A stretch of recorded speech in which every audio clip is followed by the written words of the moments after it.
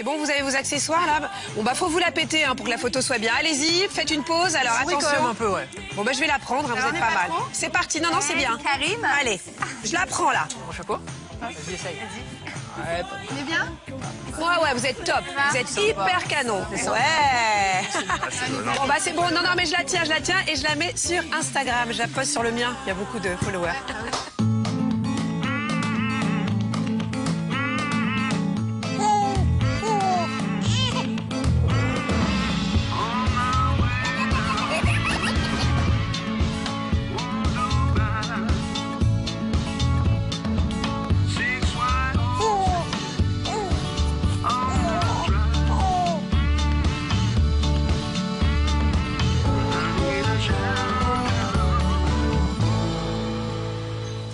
Bonjour à tous, bienvenue dans la maison des maternelles. On est en direct et on est super content de vous retrouver comme chaque jour sur France 5. Et c'est l'heure tout de suite de pratiquer. Merci Benjamin, bisous.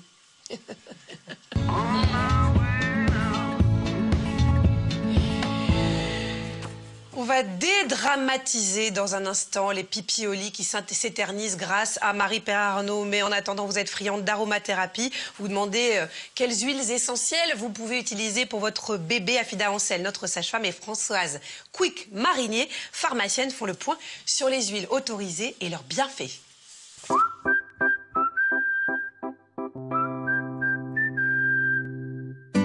Bonjour, aujourd'hui nous allons parler des huiles essentielles pour bébé. Et avec nous, nous avons Yasmina. Bonjour. Avec Arthur, il y a 6 semaines. Oui, 6 Tout semaines. frais. Et puis nous avons la chance d'avoir Françoise Quick Marinier, qui est pharmacien aromathérapeute. Bonjour. Bon, est-ce qu'il y a des précautions à prendre? Est-ce qu'il y a des indications, des contre-indications? Quand on ne connaît rien à l'aromathérapie et aux huiles essentielles, abstenez-vous.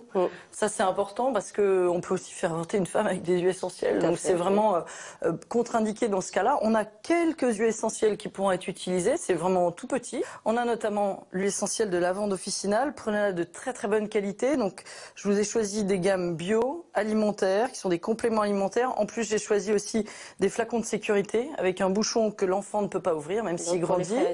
Ça, c'est très important parce que c'est des packaging pour faire la dinette. C'est génial, c'est la même taille. Donc, il faut surtout pas jouer avec ça, évidemment. Donc, cette huile essentielle va pouvoir être utilisée dans un diffuseur. Donc, on va choisir un diffuseur à eau. Alors, en plus, celui-ci est justement spécifique pour les tout petits. C'est ce que je regardais, puisqu'il fait un peu veilleuse, il fait diffuseur et humidificateur. Exactement. Alors, c'est très important aussi au niveau de sécurité. C'est-à-dire que là, si je l'ouvre, c'est encore sécurisé. Donc, l'enfant ne peut pas toucher, boire ou ainsi de suite. Et on va avoir une petite languette comme ça où je vais pouvoir introduire simplement 2 gouttes d'huile essentielle dans l'eau qui va être diffusée comme ça. Je remets ici le petit cache. On va le faire que 5 minutes avant son arrivée, non pas toute la journée. Hein. Et surtout, on ne met pas le flacon entier comme j'ai pu voir. Non, c'est 2 gouttes en fait. Et c'est largement suffisant parce qu'on le sent très très bien.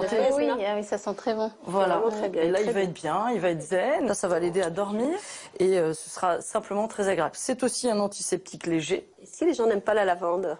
C'est assez souvent, les gens n'aiment pas la lavande, donc on a une alternative, c'est le petit grain bigarade. Donc ça sent complètement différemment, mais c'est très relaxant aussi. On peut aussi penser au citron, l'huile essentielle de citron, c'est le zeste, l'essence de citron.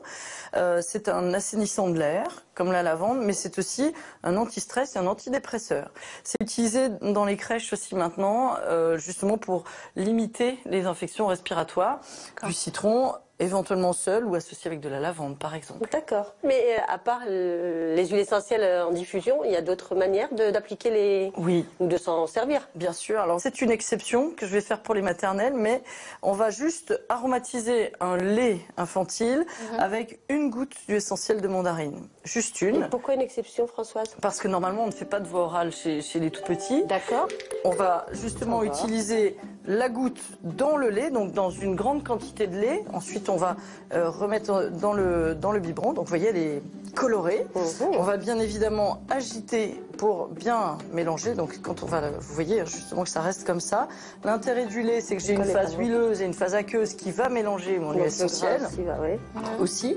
Hein, donc vous voyez, ça va se solubiliser petit à petit. Il faut absolument que ce soit dans une grande quantité de lait comme ça. Voilà, et il va adorer ça. Hein, là, simplement, on va avoir deux fonctions avec cette huile essentielle. Non seulement ça va aussi le relaxer, ça va donner un très bon goût au lait. Et l'autre intérêt, c'est que parfois l'enfant, après le biberon, va avoir le hoquet. Oui. Hein, et donc là, on va calmer le hoquet parce que c'est un antispasmodique. Donc on pourrait imaginer la goutte dans le biberon du soir.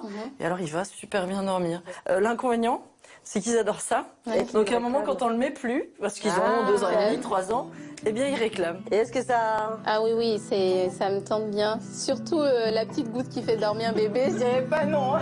Merci beaucoup, je vous dis à très bientôt sur le site bonheurdessence.com. N'hésitez pas à liker les vidéos, à aller sur YouTube, à aller sur Facebook. Et je vous dis à très bientôt pour de nouvelles aventures aromatiques. Thank you.